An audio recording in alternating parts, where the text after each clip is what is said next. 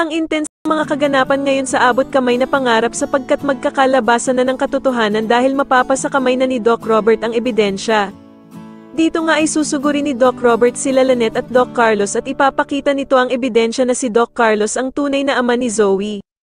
Kaya naman ay laking gulat ni Lynette at galit na galit nga ito kay Doc Carlos dahil sa panlolokong ginawa nito sa kanya.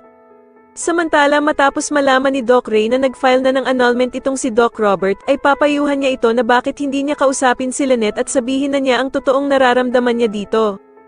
At dito nga ay mapag-iisip-isip ni Doc Robert na tama si Doc Ray at kailangan na niyang mag-take ng risk dahil nga daw pag nakasal na sila Lynette at Doc Carlos ay tuluyan na siyang mawawalan ng pag-asa kay Lynette.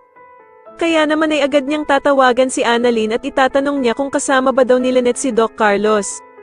Sasagutin naman ni Annalyn si Doc Robert na may emergency meeting si Doc Carlos at hindi daw nito kasama ang nanay niyang si Lynette. Kaya naman ay tuwang-tuwa si Doc Robert at sasabihin nga nito kay Annalyn na magagawa na niya ang kanyang balak at ipagdasal na lamang daw nito na maging successful ang kanyang gagawin.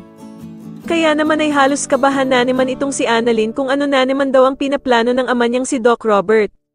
Samantala ay gulat naman si Zoe dahil nga sa pinadalang file ni Doc Robert para sa ina niyang si Moira at eto nga ay ang annulment papers nila.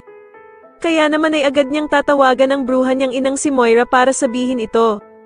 Pero sasabihin naman ni Moira na hindi siya makakapayag na matuloy ang annulment nila ni Doc Robert at hindi nga daw ito makakapayag na maitsapuwera silang mag-ina sa buhay ni Doc Robert.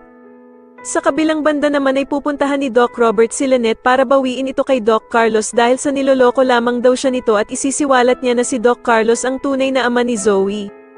Sa tingin niyo mapasama kaya ni Doc Robert si Lynette sa kanya o magbubulag-bulagan na lamang ito sa pang-uuto ni Doc Carlos? Mas lalo na nga talagang nagiging exciting ang mga susunod na kaganapan kaya naman ay mas lalo pa nating abangan ang mas lalong gumigandang abot kamay na pangarap. Maraming salamat po sa inyong panonood at sana po ay masubscribe niyo ako. Maraming salamat po.